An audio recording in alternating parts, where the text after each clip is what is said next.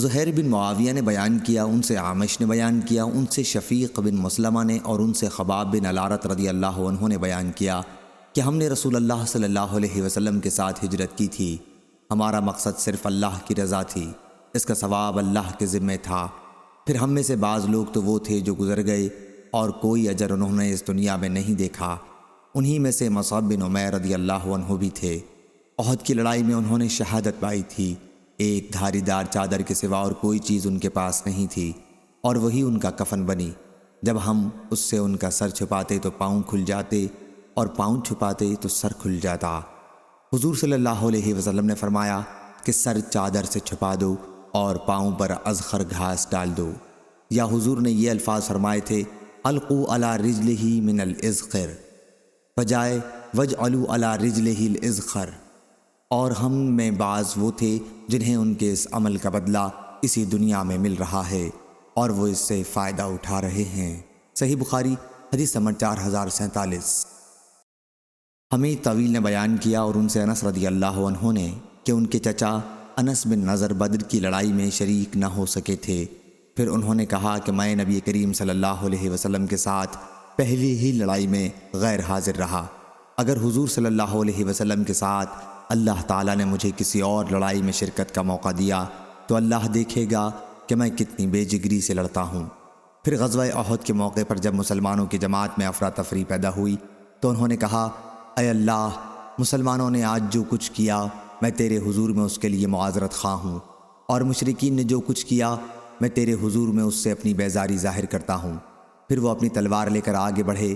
راستے میں حضرت سعد بن معاذ رضی اللہ عنہ سے ملاقات ہوئی تو انہوں نے ان سے کہا سعد کہاں جا رہے ہو؟ میں تو احد پہاڑی کے دامن میں جنت کی خوشبو سونگھ رہا ہوں۔ اس کے بعد وہ آگے بڑھے اور شہید کر دیے گئے۔ ان کی لاش پہچانی نہیں جا رہی تھی۔ آخر ان کی بہن نے ایک تل یا ان کی انگلیوں کے پور سے ان کی لاش کو پہچانا۔ ان کو 80 پر کئی زخم بھالے اور تلوار اور تیروں کے لگے تھے۔ صحیح بخاری حدیث نمبر 4048۔ موسیٰ بن اسماعیل نے بیان کیا، انہوں نے کہا ہم سے ابراہیم بن سعد نے بیان کیا، ان سے ابن شہاب نے بیان کیا، انہیں خارجہ بن زید بن ثابت نے خبر دی اور انہوں نے زید بن ثابت رضی اللہ عنہ سے سنا۔ وہ بیان کرتے تھے کہ جب ہم قرآن مجید کو لکھنے لگے تو مجھے سورہ احزاب کی ایک آیت لکھی ہوئی نہیں ملی۔ میں نے رسول اللہ صلی اللہ علیہ وسلم کو اس کی تلاوت کرتے بارہا سنا تھا۔ پھر جب ہم نے اس کی تلاش کی تو وہ آیت خزیمہ بن ثابت انصاری رضی اللہ عنہ کے پاس ہمیں ملی۔ آیت یہ تھی من المؤمنین رجال صدقوا ما عاہد اللہ علیہ فمنہم من قضى نجبہ ومنہم من ينتظر۔ پھر ہم نے اس آیت کو اس کی صورت میں قرآن مجید میں ملا دیا۔ صحیح بخاری حدیث نمبر 4049۔ شعبہ نے بیان کیا، ان سے عدی بن ثابت نے میں نے عبداللہ بن یزید سے سنا، وہ زید بن ثابت رضی اللہ عنہ سے بیان کرتے تھے کہ انہوں نے بیان کیا جب نبی کریم صلی اللہ علیہ وسلم غزوہ احد کے لیے نکلے تو کچھ لوگ جو آپ کے ساتھ تھے منافقین بہانہ بنا کر واپس لوٹ گئے۔ پھر صحابہ کی ان واپس ہونے والے منافقین کے بارے میں دو رائے ہو گئی تھیں۔ ایک جماعت تو کہتی تھی ہمیں پہلے ان سے جنگ کرنی چاہیے، اور دوسری جماعت کہتی تھی کہ ان سے ہمیں جنگ نہ کرنی چاہیے۔ اس پر آیت نازل ہوئی پس تمہیں کیا ہو گیا ہے کہ منافقین کے بارے میں تمہاری دو جماعتیں ہو گئی ہیں، حالانکہ اللہ تعالیٰ نے ان کے بداعمال کی وجہ سے انہیں کفر کی طرف لوٹا دیا ہے۔ اور حضور اکرم صلی اللہ علیہ وسلم نے فرمایا کہ مدینہ طیبہ ہے، سرکشوں کو یہ اس طرح اپنے سے دور کر دیتا ہے جیسے آگ کی بھٹی چاندی کی میل کچیل کو دور کر دیتی ہے۔ صحیح بخاری حدیث نمبر 4050۔ محمد بن یوسف نے بیان کیا، کہا ہم سے ابن عینہ نے بیان کیا، ان سے عمروں نے، ان سے جابر رضی اللہ عنہ نے بیان کیا کہ یہ آیت ہمارے بارے میں نازل ہوئی تھی۔ اذ ہمت طائفتان منکم ان تفشلا، سورہ آل عمران آیت نمبر 122، یعنی بنی حارثہ اور بنی سلمہ کے بارے میں میری یہ خواہش نہیں ہے کہ یہ آیت نازل نہ ہوتی، جبکہ اللہ آگے فرما رہا ہے کہ اور اللہ ان دونوں جماعتوں کا مددگار تھا۔ صحیح بخاری حدیث نمبر 4051۔ سفیان بن عینہ نے بیان کیا، کہا ہم کو عمرو بن دینار نے خبر دی اور ان سے حضرت جابر بن عبداللہ انصاری رضی اللہ عنہ نے بیان کیا کہ رسول اللہ صلی اللہ علیہ وسلم نے مجھ سے دریافت فرمایا جابر کیا نکاح کر لیا؟ میں نے عرض کیا جی ہاں۔ حضرت صلی اللہ علیہ وسلم نے فرمایا کنواری سے یا بیوہ سے؟ میں نے عرض کیا کہ بیوہ سے۔ حضور صلی اللہ علیہ وسلم نے فرمایا کسی کنواری لڑکی سے کیوں نہ کیا جو تمہارے ساتھ کھیلا کرتی؟ میں نے عرض کیا یا رسول اللہ میرے والد احد کی لڑائی میں شہید ہو گئے، 9 لڑکیاں چھوڑیں، پس میری 9 بہنیں موجود ہیں، اس لیے میں نے مناسب نہیں خیال کیا کہ انہی جیسی ناتجربہ کار لڑکی انہی کے پاس لا کر بٹھا دوں، بلکہ ایک ایسی عورت لاؤں جو ان کی دیکھ بھال کر سکے اور ان کی صفائی و ستھرائی کا خیال رکھے۔ حضور صلی اللہ علیہ وسلم نے فرمایا کہ تم نے اچھا کیا۔ صحیح بخاری حدیث نمبر 4052۔ احمد بن ابی شریح نے بیان کیا، کہا ہم کو عبید اللہ بن موسیٰ نے خبر دی، ان سے شیبان نے بیان کیا، ان سے فراس نے، ان سے شعبی نے بیان کیا کہ میں نے جابر بن عبداللہ رضی اللہ عنہ سے سنا کہ ان کے والد عبداللہ رضی اللہ عنہ احد کی لڑائی میں شہید ہو گئے تھے اور قرض چھوڑ گئے تھے اور 6 لڑکیاں بھی۔ جب درختوں سے کھجور اتارے جانے کا وقت قریب آیا تو انہوں نے بیان کیا کہ میں نبی کریم صلی اللہ علیہ وسلم کی خدمت میں حاضر ہوا، جیسا کہ حضور صلی اللہ علیہ وسلم کے علم میں ہے، میرے والد صاحب احد کی لڑائی میں شہید ہو گئے اور قرض چھوڑ گئے ہیں۔ میں جانتا تھا کہ قرض خواہ آپ کو دیکھ لیں اور کچھ نرمی برتیں۔ حضور صلی اللہ علیہ وسلم نے فرمایا جاؤ اور ہر قسم کی کھجور کا الگ الگ ڈھیر لگا لو۔ میں نے حکم کے مطابق عمل کیا اور پھر آپ کو بلانے گیا۔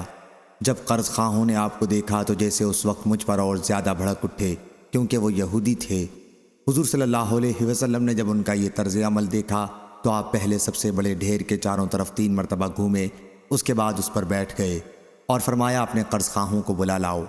حضور صلی اللہ علیہ وسلم برابر انہیں ناپ کے دیتے رہے، یہاں تک کہ اللہ تعالیٰ نے میرے والد کی طرف سے ان کی ساری امانت ادا کر دی۔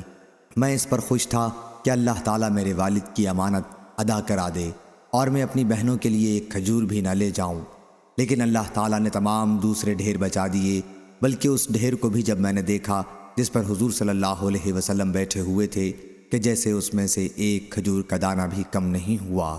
صحیح بخاری حدیث نمبر 4053۔ ابراہیم بن سعد نے بیان کیا، ان سے ان کے باپ نے ان کے دادا سے کہ سعد بن ابی وقاص رضی اللہ عنہ نے بیان کیا غزوہ احد کے موقع پر میں نے رسول اللہ صلی اللہ علیہ وسلم کو دیکھا اور آپ کے ساتھ 2 اور اصحاب یعنی جبرائیل اور میکائیل انسانی صورت میں آئے ہوئے تھے۔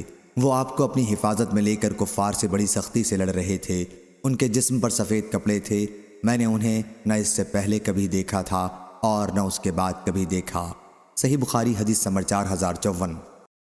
مروان بن معاویہ نے بیان کیا، کہا ہم سے ہاشم بن ہاشم سعدی نے بیان کیا، کہا میں نے سعید بن مسیب سے سنا، انہوں نے بیان کیا کہ میں نے سعد بن ابی وقاص رضی اللہ عنہ سے سنا، وہ بیان کرتے تھے کہ غزوہ احد کے موقع پر رسول کریم صلی اللہ علیہ وسلم نے اپنے ترکش کے تیر مجھے نکال کر دیے اور فرمایا خوب تیر برسائے جا، میرے ماں باپ تم پر فدا ہوں۔ صحیح بخاری حدیث نمبر 4055۔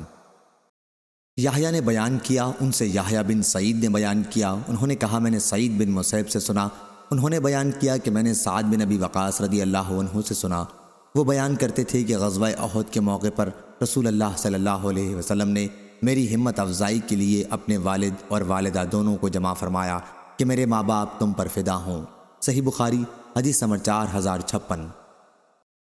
لیث بن سعد نے بیان کیا، ان سے یحییٰ بن کثیر نے بیان کیا، ان سے عبداللہ بن المسیب نے، انہوں نے بیان کیا کہ سعد بن ابی وقاص رضی اللہ عنہ نے بیان کیا رسول کریم صلی اللہ علیہ وسلم نے غزوہ احد کے موقع پر میری ہمت بڑھانے کے لیے اپنے والد اور والدہ دونوں کو جمع فرمایا۔ ان کی مراد آپ صلی اللہ علیہ وسلم کے اس ارشاد سے تھی جو آپ نے اس وقت فرمایا تھا جب وہ جنگ کر رہے تھے کہ میرے ماں باپ تم پر قربان ہوں۔ صحیح بخاری حدیث نمبر 4057۔ ابو نعیم نے بیان کیا، کہا ہم سے مسعر نے بیان کیا، ان سے سعد نے، ان سے ابن شداد نے بیان کیا، انہوں نے حضرت علی رضی اللہ عنہ سے سنا، وہ بیان کرتے تھے کہ حضرت سعد رضی اللہ عنہ کے سوا میں نے نبی کریم صلی اللہ علیہ وسلم سے نہیں سنا کہ آپ صلی اللہ علیہ وسلم اس کے لیے دعا میں ماں باپ دونوں کو بائیں طور جمع کر رہے ہوں۔ صحیح بخاری حدیث نمبر 4058۔ یسرا بن صفان نے بیان کیا، کہا ہم سے ابراہیم نے بیان کیا، ان سے ان کے والد نے، ان سے عبداللہ بن شداد نے اور ان سے حضرت علی رضی اللہ عنہ نے بیان کیا کہ سعد بن مالک کے سوا میں نے اور کسی کے لیے نبی کریم صلی اللہ علیہ وسلم کو اپنے والدین کا ایک ساتھ ذکر کرتے نہیں سنا۔ میں نے خود سنا کہ احد کے دن آپ فرما رہے تھے، سعد خوب تیر برساؤ، میرے باپ اور ماں تم پر قربان ہوں۔ صحیح بخاری حدیث نمبر 4059۔